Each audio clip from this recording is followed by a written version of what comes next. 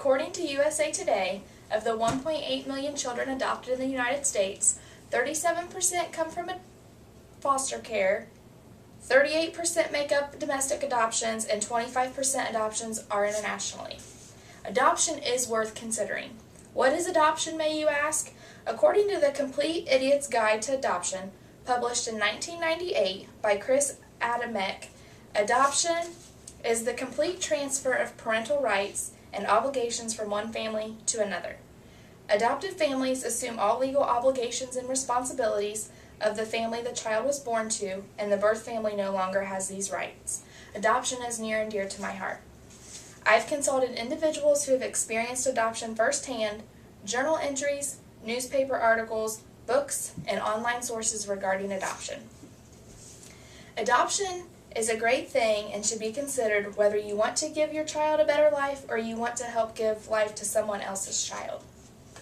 Today, I'm going to tell you why adoption is a good way to help children, top reasons for adoption, what kinds of adoptions there are, the benefits of adoptions for the birth mother, the child, and the adoptive parents, and my first-hand experience with adoption. First, let's talk about the reasons why you should consider adoption. Top reasons for parents wanting to adopt children are due to infertility, risk of disease, saving a child, not having the appropriate partner, and your desire to give a child a family. Top reasons why a child may be put up for adoption are age, marital status, personal circumstances, for example, financially unstable, and cultural reasons. An example of cultural reasons would be China, because they are only allowed to have one child, so if they have a girl first, the baby is usually put up for adoption because they prefer to have boys. I'm now going to explain the different kinds of adoption so you know which option is best for you. There are 6 types of adoption. In How to Adopt a Child, written by Connie Crane and Janice Duffy in 1994, a domestic adoption is done within the United States. Social workers under the Department of Child Welfare help with this process. International adoption is adoption of a non-U.S. citizen. This can be done through an agency or a private adoption. An open adoption varies in the amount of contact between birth parents, the child being adopted, and the adoptive parents. This contact can be done face-to-face or by other means of communication. This contact is usually continued throughout the child's life if all parties agree. Closed adoption is the complete opposite of open adoption. No contact between everyone involved, and the birth mother does not know the adoptive parents. An adoption done through an agency is where licensed trained professionals mediate the process between adoptive parents and the birth mother from beginning to the end. Fees are paid to the agency from the adoptive parents to help cover medical expenses of the birth mother. A private adoption is where the parents locate the child. Attorneys then formalize the process between the birth mother, adoptive parents, and the court systems. No matter the age of the adoptive child or adoptive parents, adoption is very rewarding. In a newspaper article found in the New York Times by Phyllis Corky, published in May of 2013, age of the adoptive parents really doesn't matter. Some brave older adults are turning to the idea of their retirement on its head by considering to adopt children. It is rare for older people to adopt infants. Most often, older people adopt children that are older who have special needs. This is very beneficial because this ensures that all children have a family. The American Pregnancy Association in January of this year published an article on its benefits of adoption. Some benefits of adoption for the birth mother are counseling and support services, opportunity to pursue your goals, whether it be education or career-based, the ability to choose a family of your preference, and the opportunity to get to know the family that you choose for your child. Opportunity to bring happiness to others that they would not receive without the help of the birth mother. The benefits the child receives are love and support, home that may include brothers and sisters, greater chance for better education and the opportunity to attend college, and the kind of home environment and family that are desired. The adoptive family gets to experience the joy and blessing of adding a child to their family, the ability to experience what it is like to raise a family, and the ability to observe aspects of pregnancy and related experiences that they would not otherwise get to experience.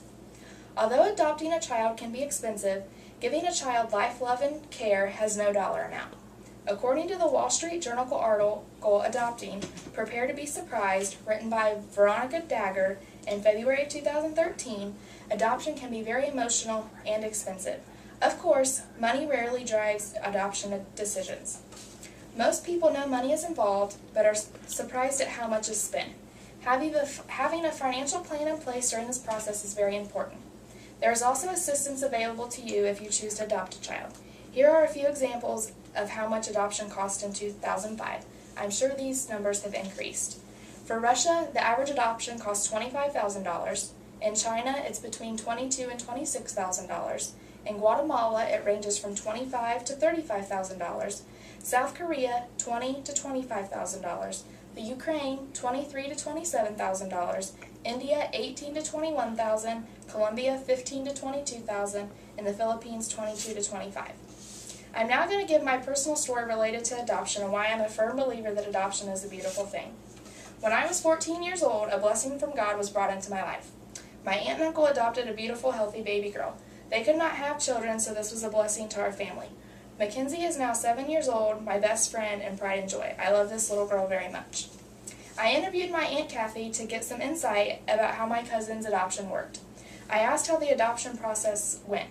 She said there was a $500 application fee for the agency.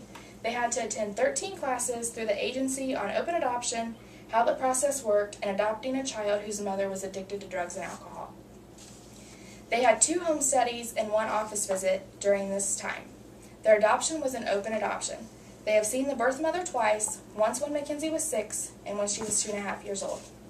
The adoption for Mackenzie cost about $28,000. She was adopted in Illinois, so the birth mother had 72 hours to sign her parental rights over. The adoption was finalized 6 months later. They had to have criminal and background checks and fingerprinting done. They went through an agency called the Cradle in Chicago, Illinois. They went on the prospective parent list on May 19th. The birth mother contacted them on June 23rd. They met her for the first time August 3rd, and Mackenzie was born August 29th.